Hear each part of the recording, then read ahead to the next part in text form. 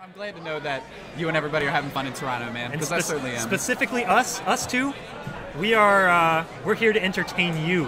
That's our goal as commentators, so let us know how we're doing. No doubt. And here we have Trista, and we do get to see the Vanillux. So Trista's running that Whimsicott, the Vanillux, Snorlax, Tapu Koko, Garchomp, and Mimikyu. David, as we said already, is running the Rain. So he's got Pelipper, Golduck, Kartana, Buzzwole, Muck, and Tapu Koko. And it looks like we're going to... Oh, they're on team selection. All right. Yes. Okay. Now, the only time that I've ever seen a Vanillux is on Battle Spot.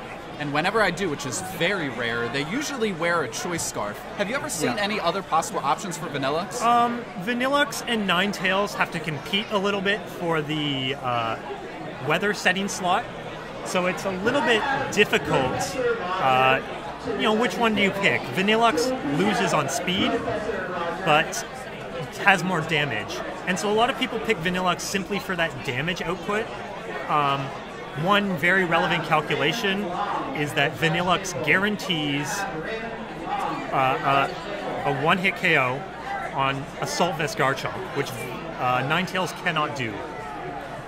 So that's one of the main reasons why people run Vanillux over Ninetales. And specifically, Vanillux was actually used on a very popular Battle Spot team. It got up to one of the top levels. I think it reached over 2,000 on Battle Spot, which is a very high rating. You start at, 1,500? Yeah, and you got to make your way all the way it's up. Quite, it can be quite dangerous in the right hands. Well, before this match starts, do you think we're going to see Weather Wars in Game 1? Oh, I definitely think so. It's going to come down, I think, to who can set up their weather properly. Because in Trista's case, she's really trying to take away David's main options. In David's case, he wants to ensure that Rain is up so that Golduck can really put on that pressure. I don't know how powerful or how useful the Vanillux is going to be offensively, but it's definitely going to be used to try and disrupt David's Rain ability, in my mind. Well, if they do have the weather setters, they are on the bench for now, and we do see Koko versus Koko. Yeah. Kokos are incredibly good, incredibly fast. We see a ton of them, and their electric attacks are incredibly powerful. It's easily one of the best Pokemon in this format. I love it. Koko is... It's interesting here. We're seeing both electric and grass types, but these grass types do very different things. It looks like Trista's Koko is maybe faster or wins the speed tie. Oh! And Whimsicott goes for a hidden power into Kartana. That is very interesting. Tapu Koko should naturally outspeed Whimsicott and speed tie the opposing Tapu Koko. So it leads me to believe that David's Tapu Koko is very slow.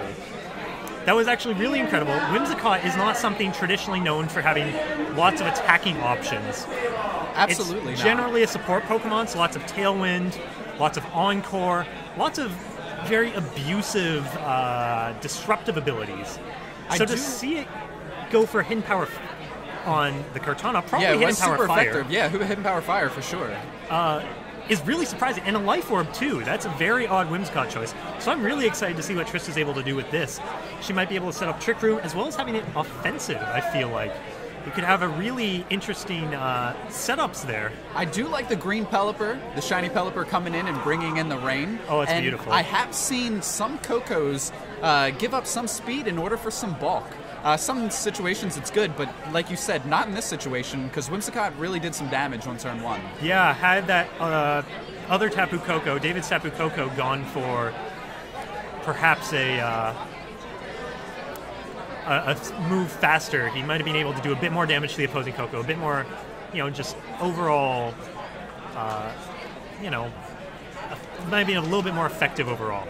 But Trista revealing the Gigavolt Havoc. I love the animation for this. Me too. It's got to be going into the Pelipper, right? I believe so, but we do have to... Oh, the Koko! What a great play. This has to pick up the KO, especially in electric terrain. Oh, yeah, that is huge damage from Trista. Very nice play. I don't often see that many Tapu Kokos running Gigavolt Havoc. Normally a lot of them run the Fairy Z move. Yes. Life Orb is another common one, but we saw that Whimsicott was using that Life Orb instead. So we've seen a lot of really interesting, just already minute little tweaks between the players within the first 2 turns, right? Wow, Trista just put herself in the most amazing position. With David not being able to switch out his Pelipper, snow warning from Vanillux will change the weather to hail, and he cannot get it back to rain. That Golduck is not going to be going very fast, which is something David definitely doesn't want. I really wanted to point out that I know a lot of these Pokemon might seem similar to people watching at home. You see 2 Tapu Kokos, you see a ton of Kartanas, all that sort of stuff. But you can really see in the different ways that trainers have built and bred and trained their teams how different these teams can get just on these little tweaks. The speeds are different, the items are different. So David Pelipper going for Protect. Probably doesn't want to get hit by that Tapu Koko Thunderbolt. And we do see the Vanillux go before the Koko, so most likely, or it has to be carrying the Choice Scarf. Yeah. Vanillux, especially under Tailwind too, it can really do a lot of damage. But David manages to pick up the knockout on the Koko, which is really important for him because Koko was the main thing threatening his Pelipper, right? Absolutely. So now that he's removed that threat, it might give David an option to set up his own Tailwind. Trista doesn't have any other way to set up her own Tailwind. Trista cannot set up her own Tailwind. So David, if he protects and plays around correctly, he might be able to get up his own Tailwind, possibly move around this precarious position as Trista's Tailwind peters out. We do know that Golduck oftentimes carries Ice Beam. Yeah. So if anything's going to take out the Garchomp, it's going to be the Ice Beam from the Golduck. The Blizzard was a great play. Let's see if he attacks she attacks into the Golduck here. Oh, a miss on the Rock Slide. Rock Slide does KO the Pelipper, which is very good, but Golduck does get to have an attack. That's actually pretty big. That Pelipper, as I said, being able to set up that Tailwind and possibly allowing Golduck to outspeed the... Oh, not quite enough to live. So impressive. Trista, you train your Pokemon so well. You are ready for this event. Good job living that Ice Beam. I have to wonder if that's maybe Assault Vest Garchomp. I don't know my Golduck calcs super well. But if this is the case, Trista... It must be invested. That's all I know. One option Trista or David has here is possibly to protect the Golduck and hope that Hail knocks out the Garchomp, giving him a possible chance to maybe use his own Z move against that Vanillux if the Vanillux can't pick up the KO the next turn. So it's going to really come down to, how much damage is going to be done here. It's a surprisingly tight game for such a good position that Trista put herself in on the very first turn, right? Absolutely. It is a tight game, and I have to say, David has played this game very well, protecting the Pelipper at the right time, using the right moves, and obviously a little bit of luck goes a long way. So now they're down to 1-1, and this is one-on-one. This is big, right? How much is this Blizzard going to do? Vanillux is strong, but I don't know if it can beat a resistant. Oh, it just lives! Close. Oh, and he's going for the Waterium Z, the Hydro Vortex. Let's see if Vanillux this is picks not up really cog. known for being too bulky, but it is a neutral hit into Vanillux. You have to understand, though, this is a Hydro Vortex. This is going to be super powerful.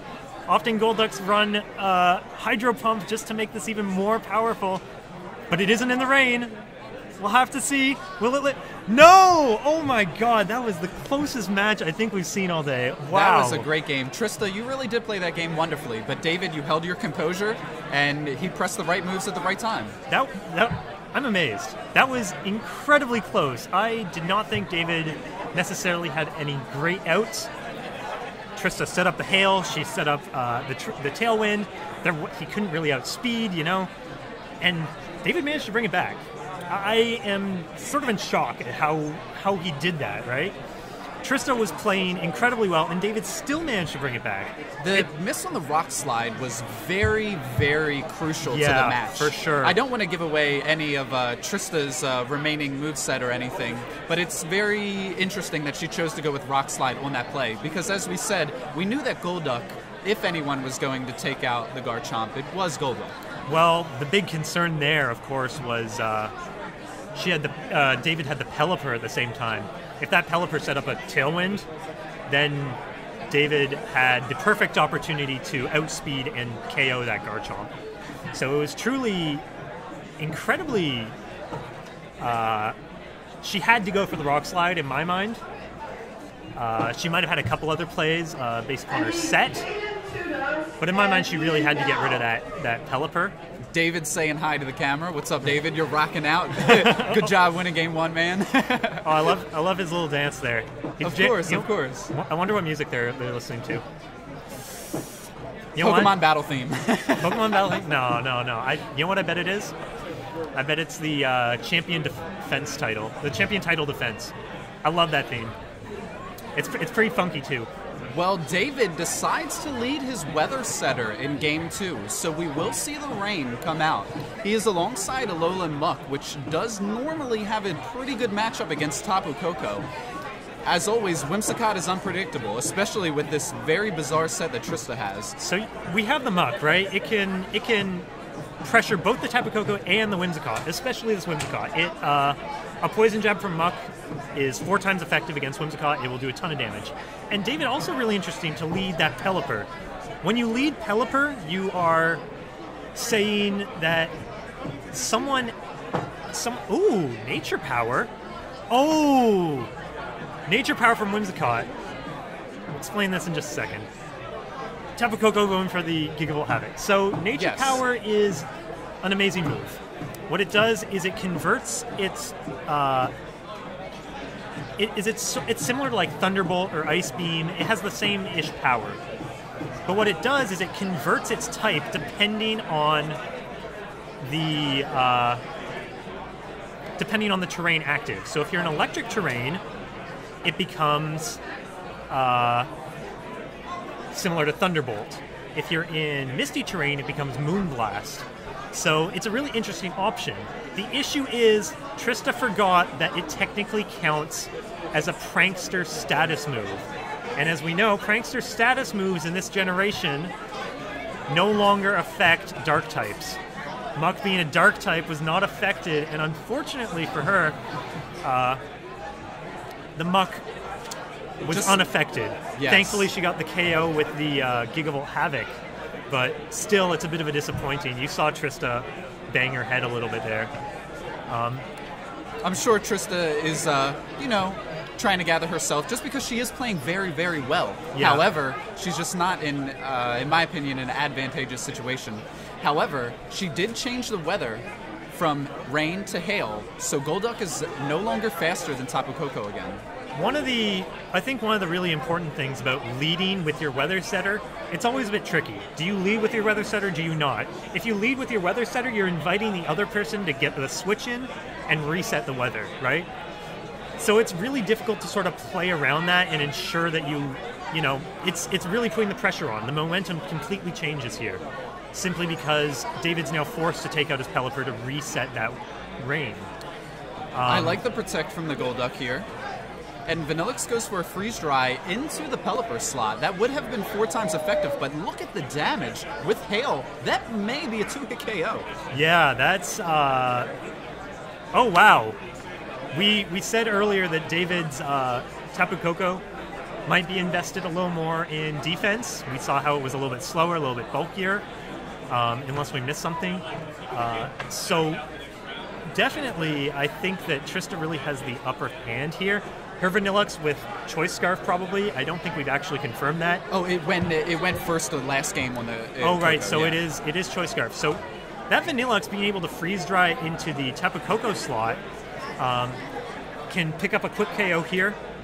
Yeah. On top of that, I expect Trista's to Tapu see Koko it go right into the Pelipper, to be honest with you, and then let Dazzling Gleam take out the Koko. Very nice. Very nice. We do see Pelipper with the Sash, but the Dazzling Gleam, which should be coming out, should KO and a both freeze. Pokemon. I don't think it matters too much here, but yeah, just for the insult to injury. Oh yeah. But way to keep your composure, Trista. Very well done. That was an incredible turn by Trista. On the plus side, David now has the ability to switch in his Golduck, and this Golduck is going to be able to do a lot of damage. Fortunately, we do get a Freeze Dry, at least. On the plus side, Trista isn't locked into Blizzard, she's locked into Freeze Dry, right? Yes. And Tapu Koko is free to go for any electric move. If she doubles in, she's guaranteed to get at least 1 hit here. I don't think Golduck, unless David's is carrying Surf, carries any spread-type moves. So I think that Trista should be able to get some consistent damage off here. And we're going to see David go for the Water EMZ, the Hydro Vortex. I imagine Coco's the target, but at this point, well, yeah, Coco would have to be the target, because I'd imagine Coco would KO the Golduck, whereas... The Coco will one-hit KO the Golduck, whereas Yeah. the Vanillux isn't guaranteed. But don't forget that Trista still has one Pokemon in the back, so she can definitely double into it, like you double had into said. it even the next turn. It's an incredibly rough matchup for David. I even wonder if at this point maybe you just forfeit to keep your sets hidden. That would be my mindset. But you know, maybe he wants to play this out, just see if he can predict or see, maybe bait out one of Trista's other moves. Right. This game is a lot about information gathering, right? Of course. That's why they have their notepad out. Right? So in David's case, you're trying to see what Trista can do to you. Oh, in the miss of the Hydro Pump. I think that's going to be it.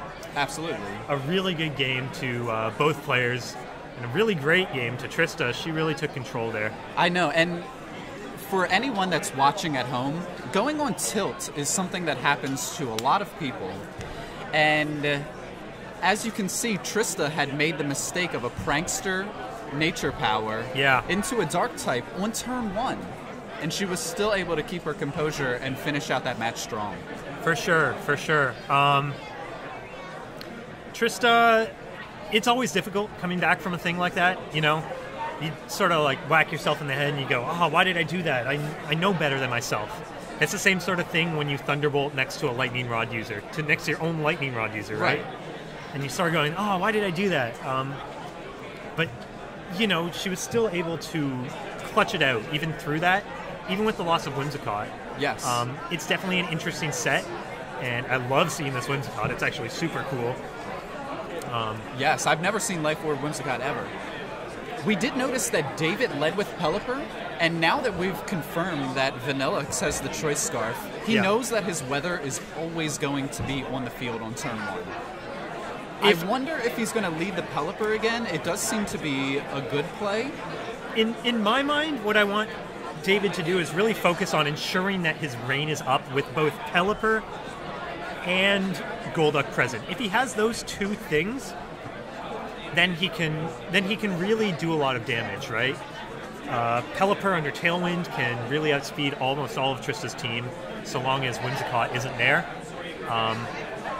And Golduck can just do so much damage under Rain.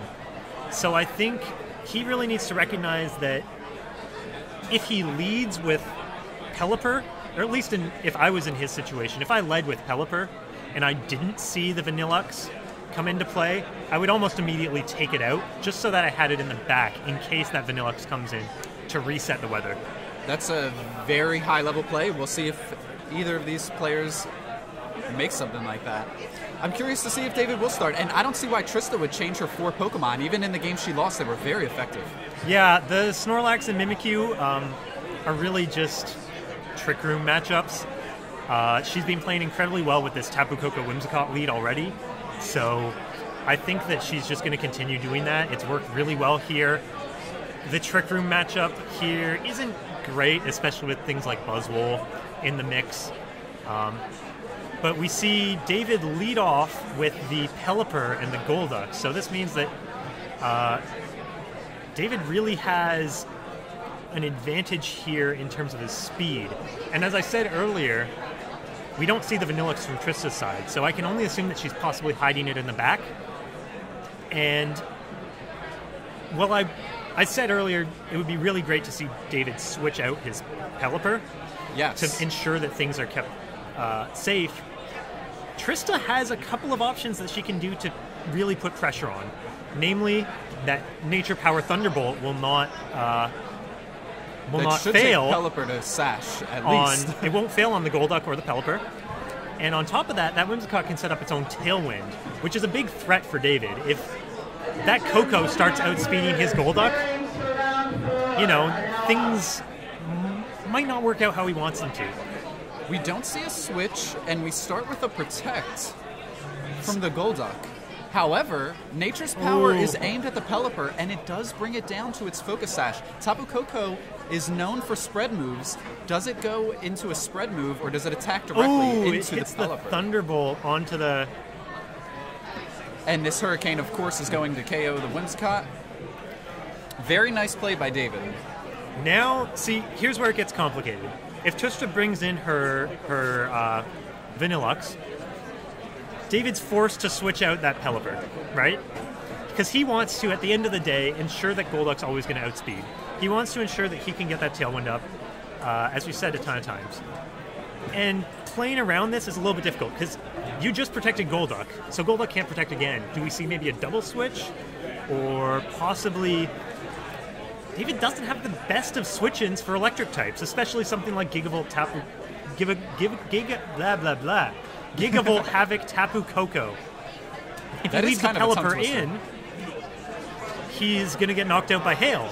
We do see the double switch. I was right about that. Yes, good job. And we actually see Buzzwole. Oh, I love Buzzwole. This guy, this Buzzwole is flexing on everyone. Look at that. Buzzwole gets when hit. It gets hit, it the flexes. freeze. Oh, no. But Trista said, don't flex on me. I'm going to freeze you. This is rough. Thunderbolt goes into the Muck. It does not pick up the KO, so Muck will eat its berry and go back over 50% health. The one thing that we saw earlier is that Tapu Koko can pick up the knockout on Muck with Gigavolt Havoc. Man, no flex zone. That's scary for David. That freeze, when you really need Buzzwole to come in, reset things, just ensure that, that Vanillux isn't gonna run wild, and you get frozen, that's really rough for David. Muck can easily be KO'd by that Tapu Koko, as we saw already. The Vanillux hitting another Blizzard won't KO the Buzzwole, but if it's frozen, what can the Buzzwole do, right? Right. It's a really solid position for Trista, and David needs to sort of play around or figure out how he's going to navigate it so he can get Pelipper and Golduck back in with rain set up, and, Yeah, David has a lot on his plate to do. I will have to say that it was very clever for Trista to go lock herself into Blizzard with the Vanillux, knowing that Pelipper only had 1 HP, and that the Golduck would most likely switch, like you had said, because it had protected the turn before. Yeah. So even though she was fortunate to pick up the freeze on the Buzzwole, that was a very good play to go into Blizzard, I have to say. I have to say, I'm really loving Trista's team. It's been putting a ton of pressure onto Mancuso, and we're probably... Oh, we see the Golduck come in. It's just been putting so much pressure on. With that Whimsicott, with the Nature Power, being able to hit Thunderbolts off of 2 things is just so powerful. We've already seen... So Whimsicott gets the boost from Prankster, and then it also gets that, electric terrain boost. Just everything about it's been going really well for her. And it's just been putting on so much pressure. The Golduck switch in is really interesting. It looks like Mancuso probably just wants to let Buzzwole die and hopefully get in the Pelipper. Right, maybe set up Tailwind. However, the Dazzling Gleam here, well, it will pick up the KO on the Buzzwole for sure. So he does have the chance to get the free switch in. And if there's a chance for David to come back, I suppose it's right now. It's, I love that Buzzwole dies still flexing. When it gets knocked out, it flexes as it falls down. It's such a goofy Pokemon, and I love it. I wish that we would have gotten to see a little bit more from Buzzwole, but this is Pokemon we're playing. Yeah, and unfortunately freezes happen. The rain's going to come back. Trista making the smart play to switch out from Vanillux. Without Hail Up, Blizzard does not have perfect accuracy, so hitting that Pelipper and Golduck could put Trista in a very shaky situation. So I'm really glad that she switched out the Vanillux just to give herself that extra little security now that David has only these 2 Pokemon left and he can never reset that rain. Right, and for anyone that's at home trying to level up their game, like you said, Trista realized that she already has such an advantage that she's going to make the safe play to guarantee the victory by retreating her Vanillux to switch into, like right now, for example, to change the weather back to hail, because it'll never go back to rain now. Well, something interesting is now the Golduck has an opportunity. Golduck's going to go for the Water Z move. Who does he target down? I can't imagine they'd Z into the Garchomp, so I think Vanillux is going to faint here. However... Well, here's the issue. Okay. If... Wow, see, he hit does go into the Garchomp slot. Very interesting. If David let the Garchomp live... Oh, no, it's not enough. Trista has an incredibly invested...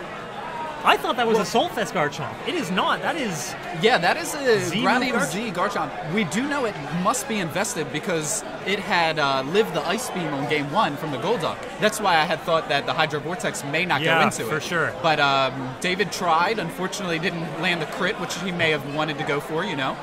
Well, one thing that I was thinking possibly was if David's able to KO the Garchomp, and then set up Tailwind with his Pelipper, it means that he only has to face down that Vanillux and that Tapu Koko at the end. But because the Garchomp was able to live, because that Garchomp was able to KO, and Trista was able to switch to KO that Golduck and live it, which was incredibly surprising to me, she just really took that. It was quite a decisive victory for Trista. She, I think, really commanded the battlefield the entire time. So just really incredible play. Absolutely. I think that David also played very well. He kept his composure in game 1, when he was down. And, Trista had came back in game 2, and she kept her composure under a difficult situation. And then, of course, game 3 happened, a little freeze action, and here we are, man. Trista's 3-0. Congratulations. Yeah, for sure. I absolutely love Trista's team. I know I've been, geeking out about Rain, but that really showed me a matchup where Rain was at a complete disadvantage. That double Thunderbolt, that immediate electric attacks. She was always able to make Koko so effective. Rain loves to say, okay, even if I can't necessarily outspeed you with Golduck, like, even if Golduck will outspeed you in the rain, even if Pelipper sets up Tailwind, I have my own Tailwind. And I can reset your rain with the Vanillux. I can threaten you with the double Thunderbolt. I can set up my own Tailwind. And it was so decisive in that sense. Yes, and before, we take a quick break and I grab Trista for a cool interview, I want to ask you, what was your favorite part of that set we just seen? That was a beautiful set of Pokemon. For sure the Whimsicott. It puts so much pressure on Rain. If Mancuso wanted to Tailwind, that Whimsicott could Tailwind. If Mancuso wanted to threaten with Rain, that Whimsicott was right there to priority Nature Power into a Thunderbolt, right? Yeah. Almost everything on that team directly defeated Rain. Yeah. The Tapu Koko, because after a Tailwind, the Tapu Koko is able to outspeed Golduck in the rain, right? That Whimsicott still has Prankster Nature Power. Yeah, the Prankster was unbelievable. So even if Tailwind was set up, or even if Golduck happened to have Swift Swim, which we didn't see that situation arise, but if it did, Whimsicott would still be faster. Yeah, and the Vanillux to change the weather, it really felt like Trista was playing a more dominant game. David had a really difficult uphill battle, and so really congratulations to Trista. Of course. We even saw in that first game, David won by a sliver of health. Yeah, that was my favorite part of the game. When he ice beamed the Garchomp. He knew that it wasn't looking good, and he had to try to win the game. He pressed the right button, and sure enough, for whatever reason, it landed on that Garchomp. Protected, the Hail picked up the KO, and then Hydro Vortex the Vanillux. Very well done. Well, so game 1 was incredibly close. But game 2, Trista took those both decisively almost. Very, very commanding way, right? So to show that even after all that, she took 2 games decisively and 1 game very closely, it really signifies to me that matchup for Rain is very difficult. It's a very big uphill battle. To have so much Well, to be close and dominating at the same time, right? Well, I'll have a chance to ask Trista herself on if she built her team to beat Rain so badly, because it sure enough does that, like you said, my man. For sure. So we'll be right back with Trista for an interview in just a second. See you guys later. Hey everyone, we are back with the winner of last round, Trista, and thank you so much, Trista, for joining us for an interview. The first thing that I want to ask is, how do you feel being 3-0? I'm glad, because I did not cut the last few regionals that I've been to. I would really like to cut one. Well, you're certainly on your way. One of the more interesting things that we had seen from your set is that in Game 1, we noticed Whimsicott taking out a Kartana. Now, the only thing we know is that it has Life Orb and Tailwind and Nature's Power and Hidden Power. So, please, tell us at least what we know about your Whimsicott. How did you decide on such a crazy set? I really hate Kartana, as people that know me know. And the Whimsicott, originally, it was a Luminion. And it was there partially for, it was like to beat Rain.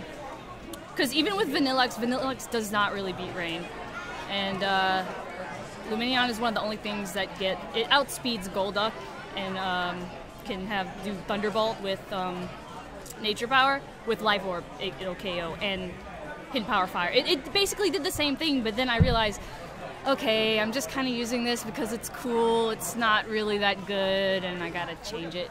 But so then I ended up using Whimsicott, which is actually a lot better, and it covers more stuff. But then I have to forget and remember that Prankster doesn't work on dark types. You know, I'm glad you had said that, because obviously we had seen that when the game was going on, and you had lost Game 1, very, very close Game 1. And then that happened on turn 1 of Game 2. Yet you were still able to keep your composure and finish out the whole round and match strong. So how were you able to keep your composure through that? Is it just experience, or? I don't know if I really kept my composure, because I was pretty mad.